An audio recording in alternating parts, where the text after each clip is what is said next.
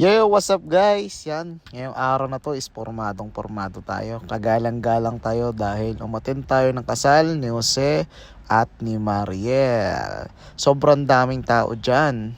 Dumating ako, maaga pa kaya lang nag-stay muna ako dun sa restaurant na katabi niyan ang 11th. At pagmulat ko lang ng ilang oras lang is sobrang dami ng tao. Kompleto na yan, dyan na yung mga abay, ninang, mga bisita na galing pang Bagak, na galing pang sa iba't ibang lugar, may Manila, may galing pa sa ibang bansa, na talagang umattend talaga ng kanilang kasal. Ano itong secret na i-share ko sa inyo? Okay. Dito tayo ngayon sa isang pagpupulong ng mga congressman. Joke lang guys, nasa kasal tayo. Yan, shoutout kay boss. Tingnan ninyo mga katabi ninyo. Kinasal yung tropa natin. Mamaya makita natin ang sayaw niya. Makikita nyo ngayon? Oo! Yes! Palakpakan ko ninyo. Mukha tayo kagalang-galang ngayong gabi. So fabulous. Pakita ko sa inyo kung sino yung kinasal na tropa natin. Actually, nung nakita At sa labas nga naman ng venue, andito ang Bataan event cards, coffee tea, at may ice cream na rin sa dulo, kaya lang naubusan tayo. Ang ganda ng ice kasi may Jose Mariel Sari-Sari Store. At nandito na yung catering. Yan, nakaamoy na tayo ng pagkain. Nagugutom na si Daddy, yo. Kami mga nakita tayo dito, followers. Shoutout daw.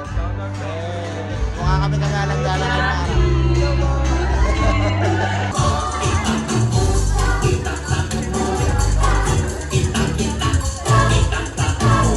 At eto na guys, nagpakita na nga si Jose at si Mariel, ang nag-isang dibdib itong gabi na to.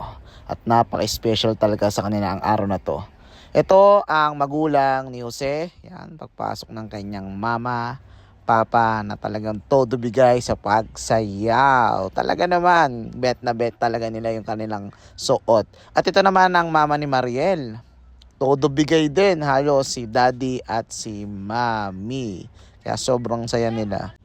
At dito nga pumasok na ang abay ni Jose, na sobra ng napakalupit na mga galawan nila, na talagang mapapaindak ka talaga. Yan, humirit pa ulit sila ng isa pang sayaw, na talagang hindi sila nakontento sa una na ng sayaw. Talagang tinodo nila at binigay talaga nila ang kanilang best dahil sa masayang araw ni Jose ngayong gabi. At ito na nga ang pagpasok ng Team Mariel. Yan, sobrang kalog ng mga kanyang abay. Gaganda ng mga suot. At syempre, hindi pwedeng walang performance ang kanyang mga abay na todo bigay din naman ng gagandahang mga girls. At ito na nga, masasaksiyan na natin ang kanilang entourage na pagpasok ni Jose at ni Mariel na todo bigay sa saya. Syempre, sino bang hindi sasaya?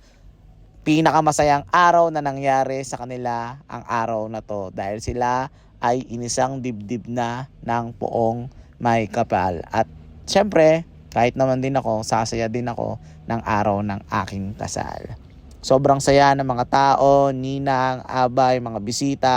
At syempre, masaya-masaya din tayo para kay Jose at kay Mariel. Woo! Nakakainggit yung moment na to. Talaga naman, 5-second kiss. Nakakainggit.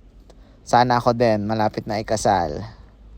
Nakaka-inspire at nakaka-motivate talaga yung story nilang dalawa, na halos 2 years bago sila maikasal. Siyempre, madaming pinagdaanan, challenges, mga pagsubok na hindi nila inaasahan. Pero nanatili pa rin silang matatag at pinagtibay ng panahon. Ito dapat pag kinasal ka talaga, pagtibayin ka ng panahon.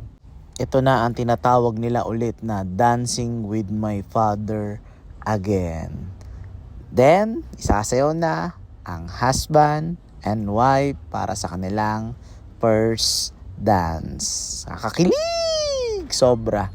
At eto na nga guys, ang tradisyon natin mga Pilipino, ang pagsasabit o pagbibigay ng mga aguinaldo or pasabit sa kinasal. Yan, congrats Mariel and Jose. Deserve mo yan. Mahal nyo ang isa't isa. Syempre, kainan na!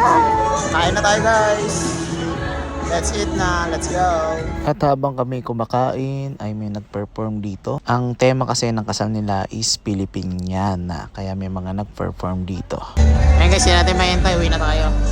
Congrats po ulit, Mariel and Jose. Yun lang for that video. Thank you po, God bless. Bye bye!